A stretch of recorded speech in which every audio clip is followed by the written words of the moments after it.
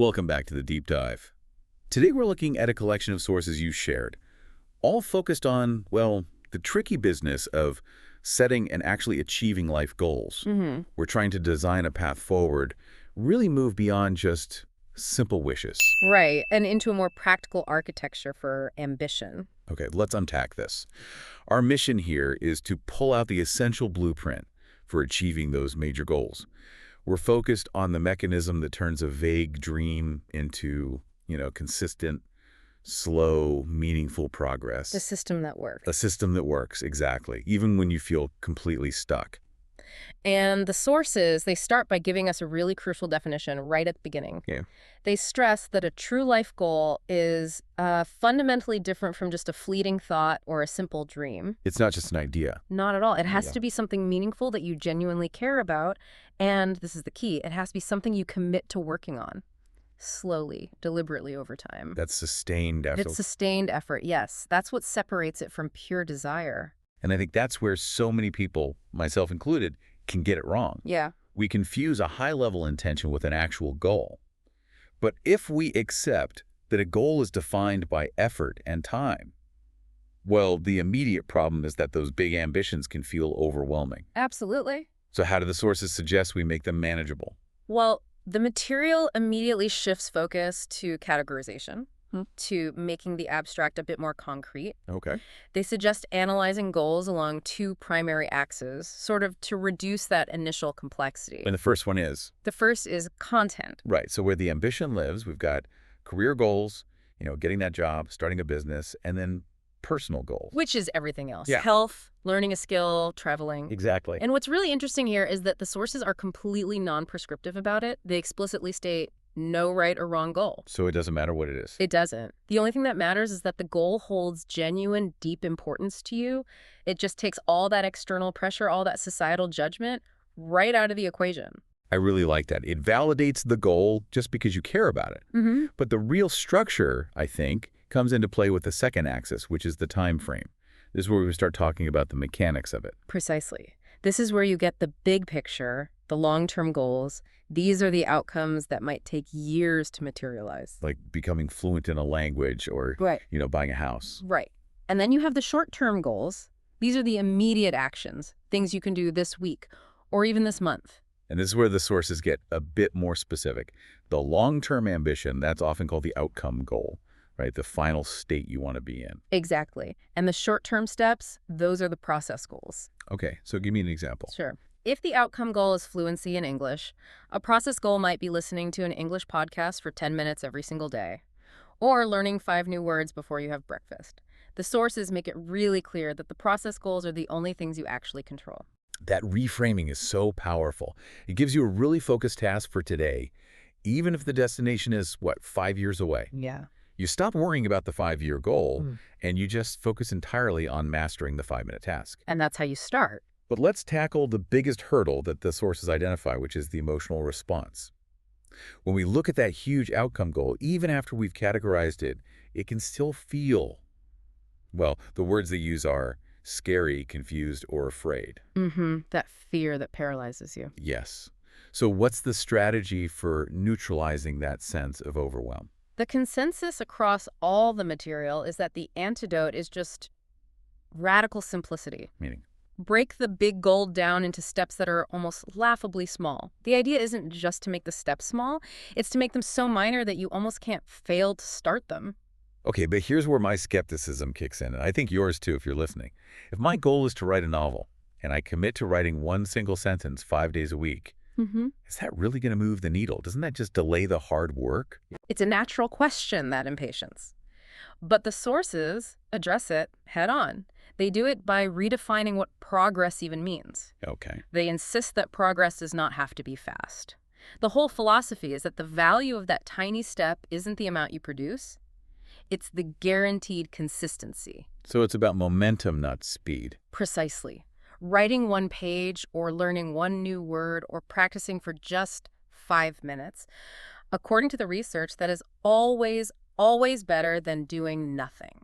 Because the alternative is what trips us up. Exactly. The moment we aim for big, intimidating steps, We risked triggering procrastination, failure, and then just giving up on the goal entirely because it felt too hard on a bad day. Minimal action guarantees that the chain of consistency is never broken. That is such a powerful psychological shift. It counters that, that all or nothing mentality. Right. The idea that if I can't devote 2 hours to this, I'm just going to do nothing instead. Yeah, I'll do it tomorrow, which never come. The small step strategy ensures that even on the day you have zero motivation, low energy, you still do the minimal action. And this reinforces the idea that, well, moving forward step by step is the best way to reach your goals. It allows compounding to take over. It does. Consistency in tiny steps is mathematically superior to these massive, unsustainable bursts of effort followed by weeks of doing nothing. Here's where it gets really interesting, because even with the structure and the small steps, we inevitably run into the two biggest psychological barriers the source material highlights. Big ones. Yeah, the fear of starting and then the lack of desire to continue. Let's start with that inertia, the fear of failure. The sources reassure us that these worries are universal. Thoughts like, what if I'm not good enough? Or what if I do this for a year and it turns out I wasted my time? Right. That's a huge one. And that fear can be absolutely paralyzing. So if we can't just logic our way out of it, what's a key psychological insight the sources offer? The key insight is one of reframing. Fear doesn't mean you should stop or that you're not good enough. It just means the goal holds immense significance to you. It's a barometer of importance. It's a barometer of importance, exactly. So the research suggests that instead of fighting the fear, you accept it. You accept it as a normal response to pursuing something meaningful, and you use that significance to fuel the small steps. You move forward with the fear, not after it's gone. That's a subtle but powerful difference. It turns fear from a stop sign into a signpost. Okay, so the second challenge. This is arguably the most common killer of goals. Losing motivation. We all start with that initial burst of excitement. And the sources remind us that fade. It happens to everyone. It's inevitable. It is. And this is where the architecture of ambition has to pivot. We stop relying on emotion on motivation, and we transition fully into a system. Into discipline. Into discipline. And the sources define discipline not as some kind of internal grit or willpower, but just as the simple act of doing the necessary steps even when you don't feel like it. But how do we build that? We know discipline is necessary, but just knowing that doesn't make it appear when we're tired or discouraged. Do the sources offer any practical techniques for that? They absolutely do. And the research points out that just relying on willpower is a losing battle. Okay. Instead, they suggest building discipline through environmental and routine triggers. What does that mean? For instance, if your goal is writing, never decide when you're going to write. Decide where and when you will sit down, period. If the environment cues the behavior, for example, the book is always open on the desk at 7 a.m., the need to rely on that fragile motivation just decreases dramatically. So discipline becomes less about inner strength and more about external systems, automatic habit loops. Yes. You make the choice once, and then you let the routine take over. So you're making the process goal, that 5-minute task, the path of least resistance. Exactly. That habit, built through consistent minimal action, is what carries you through those low motivation periods. Even with great systems, though, we're human. The source material is very realistic about the fact that people fall off track. Oh, yeah. You stop following the plan. Right. And when that happens, you feel that internal shame. And the core message here is the importance of self-compassion. This is a crucial mindset shift. I think it underpins all long-term success. When a setback happens, instead of internalizing it and saying, I failed, the sources suggest substituting that language. With what? With, I'm learning. Every deviation, every missed day, every mistake, it just provides valuable data for the future. It's acknowledging that growth is inherently messy. It's not linear. Not at all.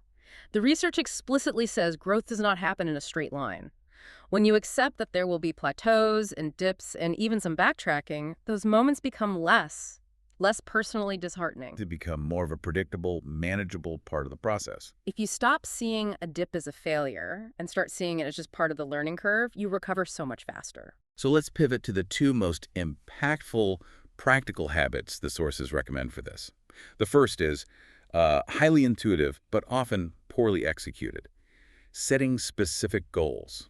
Specificity is the difference between aspirational wishing and tactical planning. Right. The sources really hammer this point home with clear comparisons. A vague goal like, I want to be healthier, is almost useless because you never know if you've actually achieved it today. There's no metric for success. And the problem with vagueness, I suspect, is that it requires a new burst of motivational energy every single day just to decide what to do. That's the cognitive benefit of specificity. If instead you set the goal, I will walk for 30 minutes 3 times a week, Monday, Wednesday, Friday after work. That's clear. It's actionable. It's a simple checklist. And specificity removes the daily need for decision-making. The plan is already there. And the research shows that clarity just vastly improves your chances of sticking with it. And the second tool, this is maybe the most powerful psychological hack for long-term consistency, tracking progress. This sounds like homework, I know. It does. But the benefits are profound because tracking fights against our flawed human memory. Tracking means writing down your daily actions, even the tiniest ones. That 5-minute practice session, that one sentence you wrote. And why does that work? It works because when we're in the middle of slow progress, it feels like nothing is happening. We lose all perspective. We suffer from recency bias. We only remember the struggle of the last 3 days, not the cumulative effort of the last 3 months. Exactly right. Tracking provides tangible, physical evidence that you are, in fact, moving forward. When you look back at your written record from 6 weeks ago, you can visually see all the small victories adding up. And that visible proof validates the effort. It maintains discipline when motivation is low because it confirms that the small steps do add up to significant distance over time. It gives you the data you need to believe in the system. So the tracking isn't really for accountability to some external force. No. It's for convincing your future self that the effort is worthwhile. Precisely. It turns the feeling of slow progress into the verifiable reality of sustained improvement. Okay, so let's bring this all together. If we connect this to the bigger picture, the ultimate lesson from these sources is actually highly freeing. How so? Goal achievement is not about a sudden breakthrough or being perfect. It is fundamentally about trying, learning, adapting, and improving little by little consistently. And the goal itself might change. Yes. A truly liberating final thought from the source material is this. As you grow through the process, your goal might change entirely. And that is not a failure. It is a natural course correction, and it is absolutely okay. That flexibility gives you tremendous resilience, knowing that the journey is the point, not just the destination. So for you listening, as we wrap up this deep dive into the architecture of ambition, the source material leaves you with a powerful challenge. Take a moment to consider. What is one life goal that truly matters to you right now? And the final provocative thought, the necessary first step, is this. The sources describe writing that specific goal down or saying it out loud to another person as the essential act that separates a genuine commitment from just a passing thought. It makes it real. It's the first step to making it real. Take that critical step today.